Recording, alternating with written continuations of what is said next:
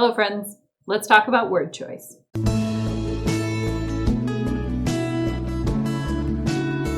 There's lots of features of de-escalation that are small or finicky or particular, and this is one of those things.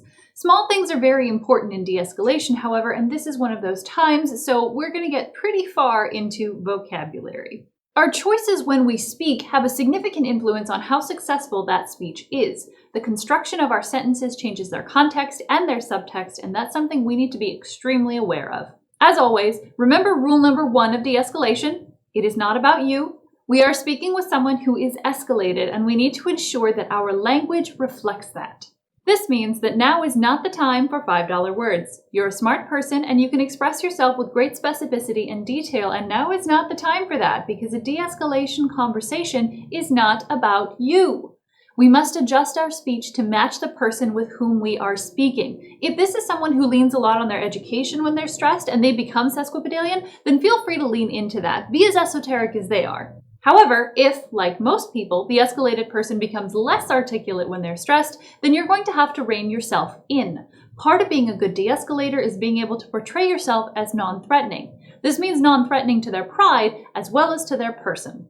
You want to be using the simplest sentences that you can get away with. Restrict yourself to the smallest, most common word that will do the job. Be direct, use active voice, and check in regularly to make sure that you are being understood. That's pretty simple. Something that's harder to manage is keywording. Keywords, for our purposes, are terms that mean the same thing in every context. Strict use of keywords ensures that everyone is on the same page, and it gives us a jumping off point when we are reaching for clarity. For a simple example that'll come up a lot, what is yelling exactly? Is yelling determined by tone, by volume, by intent? Is it paired with aggressive body language? Is it defined by the impact that it has on others? This is a conversation that I've had many times and that I've gone around and around on many times because the definition of yelling is going to be different based on who you are talking to and on how they think the word yelling is going to reflect on them. So when we talk about the behavior that we're seeing, we want to use a common word or phrase with a meaning that can be objectively observed. If I say, "Sir, please stop yelling," I'm going to get pushback in an argument about whether or not he's actually yelling. If I say, "Sir, please lower your voice," then it doesn't matter how loud he was, he understands that I want him to be quieter. Obstinate keywording can also be used to reinforce consequences. I said you can go outside once you've washed the dishes, and while I see lots of dishes in the drying rack, they are not clean. You can go outside once you've washed the dishes. This is great for coworkers as well, especially if you've successfully boxed your ego and are okay with playing dumb. Sorry, policy says we can't have anyone in the waiting room unless they're patients. I can't make exceptions for her, she's not a patient. She cannot wait here. For a non-de-escalation example, if you've ever seen Magic the Gathering players argue over whether a creature died or went to the graveyard, then you've witnessed keywording in action. This is a question that has a concrete answer. It's not something you can interpret out of the cards. Even the smallest words have strong definitions, and that's what rules are made of. We do want to be careful that we don't stray into jargon, because jargon is a trap all its own. This is extremely common in medicine, but I can't really say that it's more common in medicine. That's just the context in which I do most of my de-escalation. Something that happens a lot in the hospital, and consequently also when I do training and need a scenario, is that the patient isn't allowed to eat for the time being because of medication or because they're awaiting a procedure. But what the patient was told is that they are NPO. Do you know what NPO means? Because I know what it means, but I don't know what it stands for. I tell people that it stands for nothing by physician's order, and that normally does the trick, but if you look it up like I did when I was writing this script, it means nil per us, which just... ain't nobody gonna know that, fam. You can't just roll out the Latin and expect people to be okay with it. Simple, accessible language, every time, every situation, every person. That way they can start to build an understanding of what's happening, and understanding is the road to de-escalation. And on that note, let's talk about microaggressions. Deep breath. We'll get through this together. Okay, for those who aren't aware, somehow, a microaggression is an act or statement that indicates a derogatory attitude towards a marginalized group. A microaggression can be unintentional and still be a microaggression. Remember rule number 1 of de-escalation again? It's not about you. So, if you become aware that something is a microaggression and you keep doing it, you're being an asshat, stop it. It's not just words. It was never just words.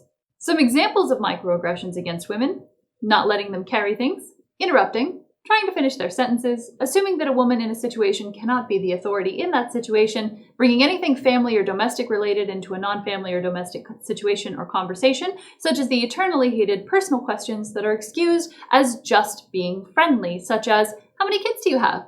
What are you making for dinner tonight? And what does your husband think of your haircut? Against mental health conditions, assuming that they're fragile, speaking to people like they're children when they're actually bipolar. Unsolicited advice about how to handle their condition when you don't have first-person experience with that condition. He's autistic, so he can be violent. I didn't say anything wrong, she just went crazy. What a psycho. How many meds do you take now? Ooh, what's that one for? Race. The question, what tribe are you? The existence of the family tree assignment in high school, and so help me if I hear one more person speculate about what it would take to enroll in a tribe to get some of that casino money, I'm gonna have to de-escalate my bad self right out of there. Some microaggressions are only really noticeable when looked at as part of the big picture, such as the way my male coworkers used to stand in front of me when we were called to assist with a patient with a history of violence, despite the fact that I am very, very good at my job.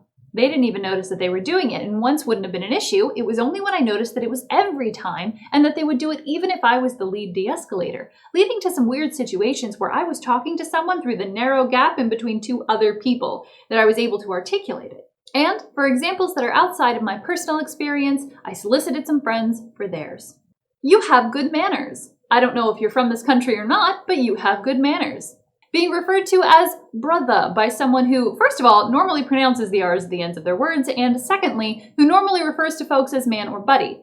Being told what his ethnicity is by someone who was wrong, and who defended their statement as saying, well, they all look alike. This was heartily seconded by a Puerto Rican woman.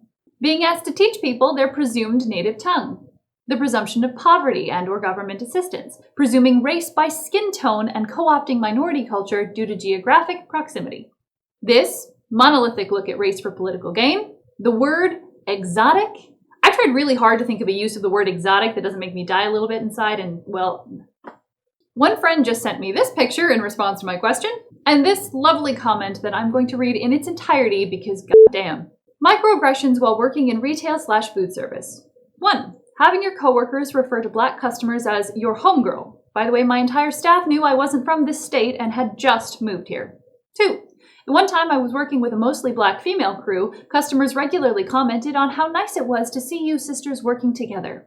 We were all light-skinned, but different kinds of black. Black and white, black and Native American, Puerto Rican, just black. We had 2 black guys working in the store. One was tall, skinny, dark skin, lean built, had short locks. The other was short, light skin, thick, and had curls. Customers would regularly call them by each other's names and say that they looked similar. Being called a monkey while using a ladder/climbing a shelf. This happened in 2 different jobs. Coworkers touching my hair. Coworkers dismissing my frustration of customers touching my hair with, I wish people loved my hair so much, or similar comments. Your white friends trying to see if they can get darker than you during the summer. I worked grave shifts inside, and they worked noon shifts outside. Of course you'll get darker. Customers/coworkers saying they wish they had your hair because they'd wear it like that, just bigger and crazier, while doing those hand motions. And while I am in Camp SJW, I don't bring this up as part of my leftist communo-Marxist agenda or whatever the kids are saying these days. Microaggressions are important in general, and they're important to understand for de-escalation for many of the same reasons. The use of microaggressions, intentional or not, remember, effect over intent, it is not about you. It tells the person with whom you're speaking that you don't see them as an individual. They're a collection of stereotypes to you. Microaggressions kill rapport.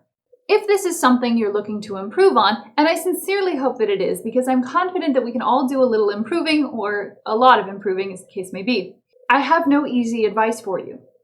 Pay attention to how the person reacts to the things that you say, and try to identify anything that you say that causes them to disengage or to react negatively. Doesn't matter if you think it's offensive or not, it's not about you. De-escalation is always about the other person. Trust them when they tell you or show you that something is wrong, and if you start to feel defensive about your actions, that's your pride, and you gotta get that into a box right quick. De-escalation on the whole is about the little things. Your posture, where your hands are when you speak, who you look at, the timbre of your voice, and yes, the individual words that you use. Big things are made out of little things. If you're having trouble with the escalated situations in your life and you can't figure out why, start small. Look at your word choice. What do you think? How much do words affect de-escalation? Is it your responsibility to make other people comfortable? Have you ever accidentally offended someone with what you thought was an innocent question or statement? How did it go? Put your stories, additions, or corrections in the comments. Be smart, stay safe. Bye.